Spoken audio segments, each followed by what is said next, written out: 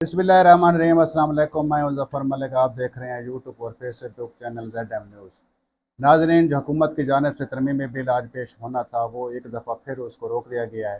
क्योंकि मौलाना फजलुर रहमान ने गुज़श्ता रात जो PTI के साथ मिलकर प्रेस कॉन्फ्रेंस की है वो हुकूमती अरकान को और हुकूमत को झंझोड़ के रख दिया गया है। तो इस हवाले से बात करेंगे। दूसरी खबर ये है कि लाहौर हाई कोर्ट ने जो सानिया पंजाब कॉलेज है उससे मुतल्लिक उन्होंने केस की समाअत की है। IG से उन्होंने बहुत चुभते चुभते को सवालात किए हैं। तो लगता यूँ है कि अब इस मामला को ख़त्म करने के लिए लाहौर हाई कोर्ट जो है वो ड्राइविंग सीट संभाल ली है। तीसरी खबर हम आपको देंगे, जो सबसे बड़ी खबर है कि चेयरमैन PTI कैदी नंबर 804 जनाब इमरान खान के जो अहम केसेस थे उनको समाअत के लिए मुकर्रर कर दिया गया है। और लगता यूँ है कि जो बैनुल-अक़वामी सतह पे जो इस किस्म की उनकी रिहाई से मुतल्लिक जो काविशें थीं वो अब रंग लाने को हैं, लेकिन अब अदालती फ़ैसलों के बाद ही पता चलेगा कि वो ऊँट किस करवट बैठता है। सबसे पहले हम आते हैं बड़ी ख़बर जो तरमीमी बिल से मुतल्लिक है। गुज़श्ता रात जब मौलाना फजलुर रहमान ने PTI अरकान के साथ मिलकर एक प्रेस कॉन्फ्रेंस की है तो उसने हुकूमती सफ़ों में एक खिलबिली मचा दी है। हुकूमत चूँकि एक धोखा कर रही थी और उस धोखे का जो मौलाना फजलुर रहमान ने बरमला अज़हार किया है वो PTI के साथ तो आज से नहीं 2 साल से ऐसा हो रहा था, लेकिन कोई सियासी जमात उसको सीरियस ले नहीं रही थी, ना कोई सहाफ़ी कोई उसको सीरियस ले रहे थे। अगर कोई सीरियस लेता भी साथ था तो उसको बड़े संगीन नतायज की धमकियों का भी सामना करना पड़ता था। लेकिन मौलाना फजलुर रहमान ने कहा है कि हमारे जहाँ एक जानिब हमारे साथ आप मुज़ाकरात कर रहे हैं, दूसरी जानिब मेरे आपने अरकान असम्बली को और सेनेटर्स को धमकाना शुरू कर दिए और उनको बड़ी बड़ी ऑफ़रें देना शुरू कर दिए हैं, उनको गालम गलोच शुरू कर दिए। अगर इस किस्म की बदमाशी करनी है तो फिर हमें बदमाशी करना आती है। अगर आपने ज़ोर ज़बरदस्ती कोई बिल पास कराने की कोशिश की तो इसको हम आसानी से नहीं आप लोगों को हज़म होने देंगे, बल्कि फिर घंटों का काम मिनटों में हम करके देंगे। फिर हुकूमत को मानते नहीं हैं। मौलाना की इस बात के बाद फौरी तौर पर जनाब वज़ीर आज़म साहब और बिलावल भुट्टो ज़रदारी साहब मौलाना साहब के पास पहुँचे हैं। उन्होंने वक्ती तौर पर तो उसको जनाब ठंडा करने की कोशिश की है, लेकिन मौलाना साहब का गुस्सा इतना हाई था कि वो ठंडा होने के बजाय मज़ीद हाइपर हो गए। उन्होंने कहा है कि जो बस मुज़ाकरात थे आप फुल स्टॉप लगाएँ और आप अपना रास्ता नापें, हमें अपना करने दें। अगर आप लोगों ने किसी भी ज़ोर ज़बरदस्ती से या किसी गलत तरीके से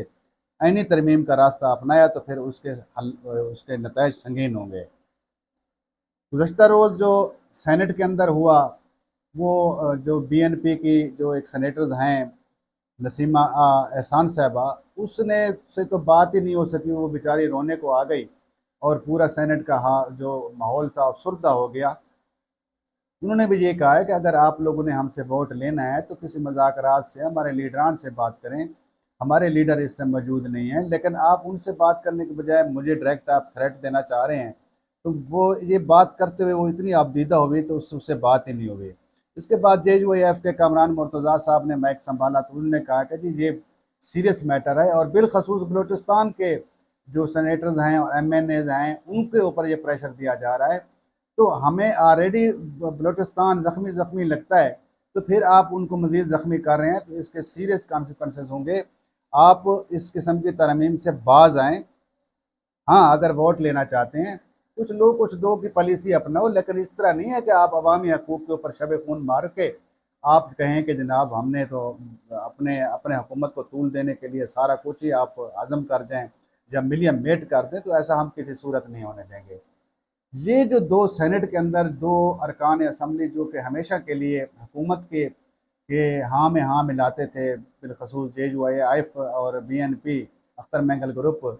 तो आज उनकी जिस तकरीर ने पूरे ऐवान को न सिर्फ झंझोड़ा है, बल्कि गुज़श्ता रोज़ जब मूसा गिलानी ने हुकूमत को जनाब 2 उँगलियाँ दिखाकर कहा है कि खबरदार, ख़वातीन हमारी रेड लाइन है। ये वो बोला था ज़ैन कुरैशी की अहलिया जब अगवा हुई थी।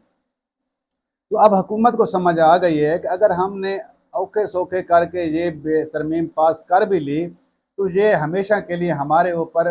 रेड लाइन ही लगी रहेगी और हमें किसी सियासी जमात से या किसी सियासी रुकन के सामने हम मुंह दिखाने काबिल नहीं रहेंगे। अगर तरमीम हो भी गई تو پھر اس کا بھی ہمیں ازالہ بہت جلدی بھگتنا پڑے گا وہ، کیونکہ اگر مولانا فضل الرحمان اور پی ٹی آئی مشترکہ طور پر سڑکوں پر نکل آتے ہیں پھر حکومت ہفتہ بھی نہیں نکال سکتی، ایک ہفتہ جس کو کہتے ہیں، تو نہ حکومت کے پاس اتنے وسائل ہیں کہ وہ ان دو بڑی جماعتوں کے مظاہرین کو یا ان کے ورکرز کو روک پائے۔ حکومت کی جو دل میلے والی جو بات تھی وہ کہاں سے نکلی ہے؟ ان کے یہ ذہن میں تھا کہ ہم الیکشن کمیشن کے تھرو جو مخصوص نشستیں ہیں،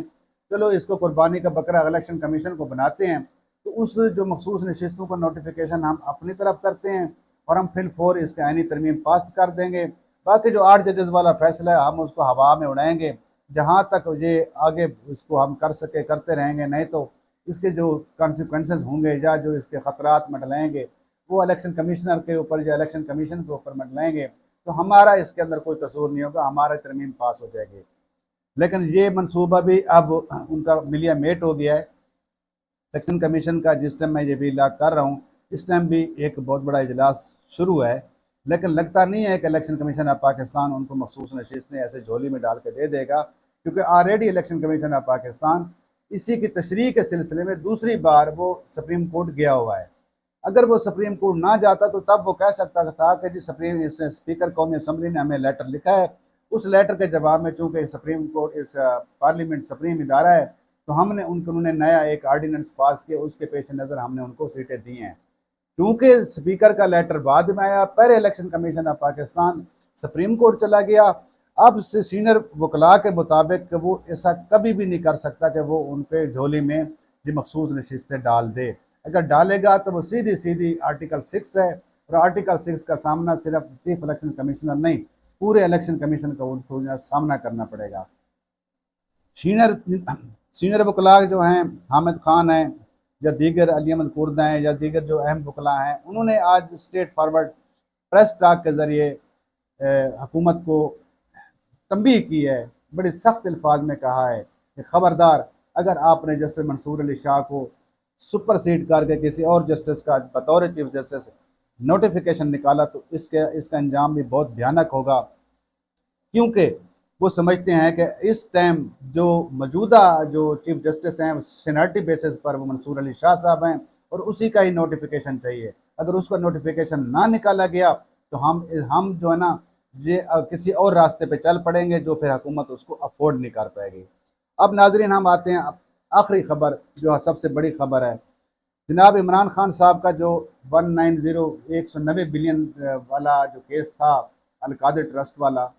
اس کی بریت سے متعلق اب اس کو ہائی کورٹ نے کیس سماعت کے لیے مقرر کر دیا ہے۔ اس کیس کی سماعت کو مقرر ہونے کے ساتھ ساتھ اب جو حکومتی اراکین ہیں ان کے پر بھی گیلے ہونا شروع ہو گئے ہیں کہ اچانک عدالت کے اندر اس قسم کا رویہ آنا اور اس کیس کو بریت کے لیے مقرر کر دینا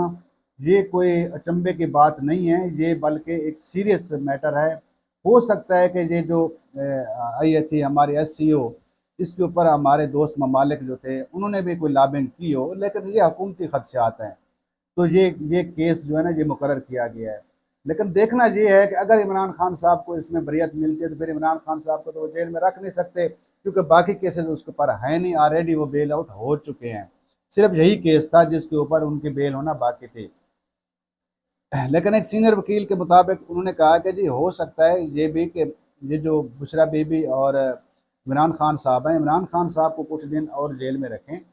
لیکن بشرا بی بی کو ہو سکتا ہے کہ اس کی ضمانت لے لی جائے، بریت نہ کی جائے۔ اگر بشرا بی بی بھی باہر آتی ہیں تو پھر بھی پاکستان تحریک انصاف کے لیے یہ وکٹری کا نشان ہوگا اور یہ بہت بڑی ان کی کامیابی ہوگی، اور جو کہ عدالتی سطح پر ان کو ایک ریلیف ملنے جا رہا ہے۔ اسی کے ساتھ ہی دوستوں میں آپ لوگوں سے اجازت چاہتا ہوں، انشاءاللہ تعالی ملتے ہیں اگلے ویلاگ میں، تب تک کے لیے اجازت، اللہ حافظ۔